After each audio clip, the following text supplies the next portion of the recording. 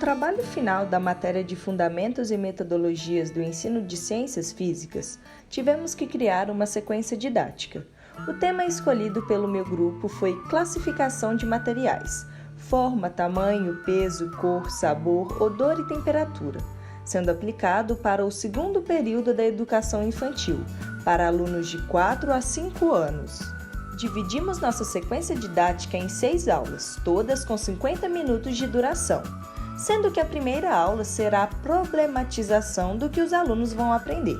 A segunda aula será sobre formas, tamanhos e cores.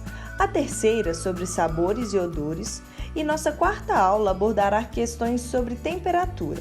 A quinta aula falará sobre peso e nossa última e sexta aula será destinada a um projeto final de aplicação do conteúdo e observação do que foi aprendido pelos alunos.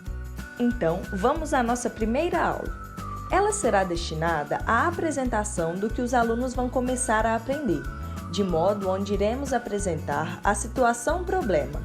A aula inicial será mais lúdica e terá momentos recreativos entre o professor e os alunos. Assim, eles terão a oportunidade de estabelecer vínculos afetivos e também entender sobre a temática básica da sequência didática, de forma mais divertida, a partir de situações propostas previamente. Para isso, neste primeiro momento, a aula pode ser iniciada a partir de um vídeo ilustrativo, que tenha os temas cor, temperatura, sabor, odor, forma, tamanho e peso em suas abordagens.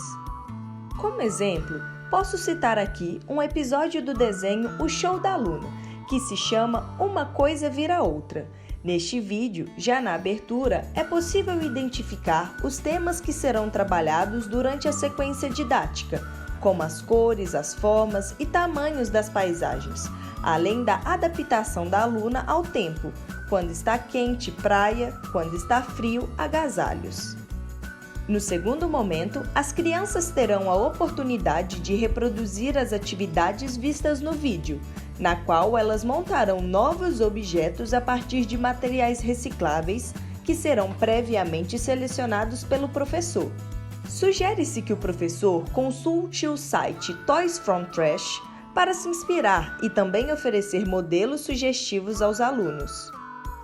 Em nossa segunda aula, abordaremos o tema forma, tamanho e cor. No primeiro momento, vamos iniciar a aula introduzindo o assunto que será trabalhado a partir de algumas perguntas, buscando levar as crianças a perceberem propriedades semelhantes entre diferentes objetos. Alguns exemplos de perguntas que podem ser feitas são: quais frutas são vermelhas? Quais objetos possuem a mesma forma de um caderno? Qual fruta é maior, a melancia ou o limão? Espera-se que com essas perguntas, as crianças sejam levadas a perceber que objetos possuem diferentes propriedades, que possibilitam sua classificação segundo diferentes critérios. No segundo momento da aula, podemos levar a turma até uma área aberta da escola. Neste espaço, as crianças deverão recolher objetos que conseguirem encontrar, podendo ser folhas, flores, pedras, gravetos, dentre outros. Todos os objetos deverão ser reunidos para a etapa posterior da atividade. E então, no terceiro momento, vamos relembrar as perguntas que foram feitas no início da aula e pedir que as crianças apontem características dos objetos recolhidos e os separem em grupos, de acordo com essas características. Por exemplo, grupo de objetos vegetais e minerais, grupos de folhas verdes, graveto longo ou curto, pedra grande ou pequena, flores vermelhas ou amarelas, objetos compridos ou arredondados, dentre outras possibilidades. E para terminar a aula, no nosso quarto momento, faremos uma roda de conversa em que as crianças poderão compartilhar suas impressões sobre as características dos objetos que mais chamaram sua atenção e qual critério foi mais fácil utilizar para classificar os objetos. Também poderão ser feitos questionamentos sobre se o mesmo objeto faz parte de grupos diferentes ou se em algum momento objetos diferentes fizeram parte do mesmo grupo e o que influenciou este fato. Em nossa terceira aula, vamos ensinar sobre sabor e odor. Será uma aula com uma atividade prática acerca do sabor e o cheiro dos alimentos. Ao provar e identificar os diferentes sabores, o olfato e o paladar das crianças serão estimulados. Esses são 2 sentidos importantes para o desenvolvimento dos alunos. Sendo assim, a proposta é levar gelatina com sabores conhecidos por eles e fazer uma brincadeira de adivinhar qual é qual. No primeiro momento, a aula iniciará com uma roda de conversa sobre o sabor das comidas.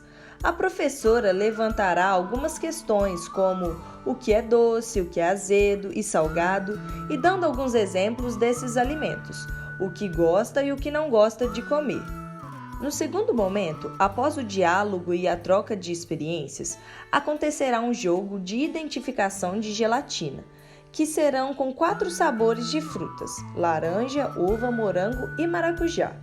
A atividade será feita com os olhos vendados para não poder ver a cor. A professora pedirá que eles sintam o cheiro e prestem atenção no sabor.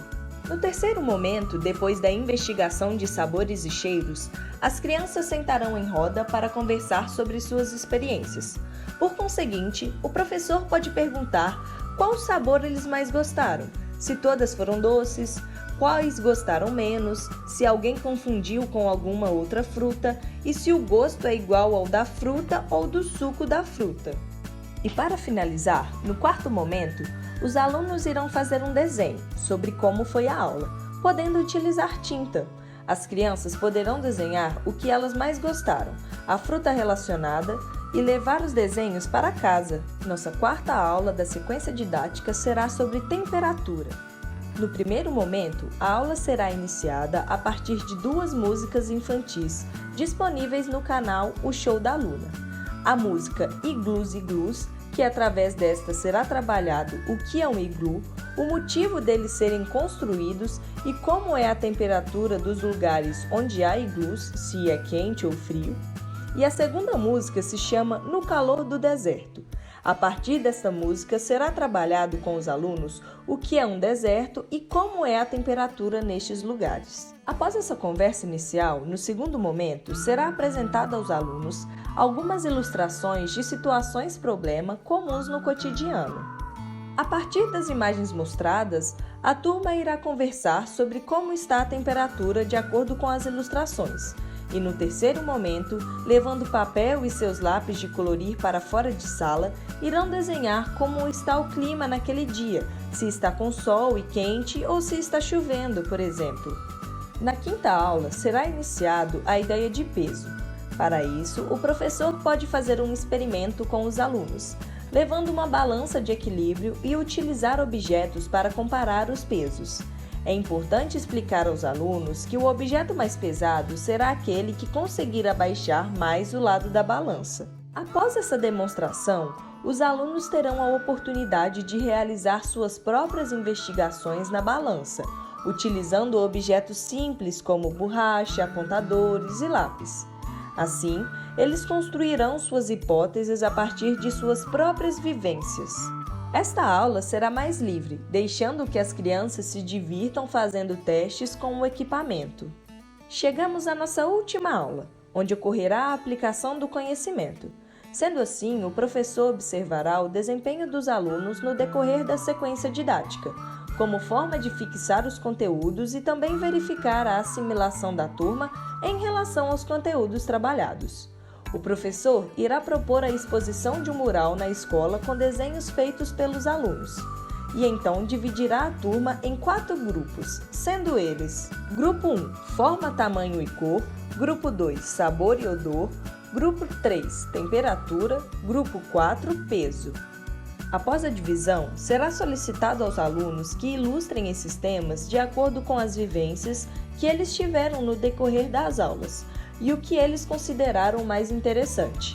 Esse trabalho é importante para observar como os alunos assimilaram os conteúdos e quais as relações estabelecidas a partir do ponto de vista da criança.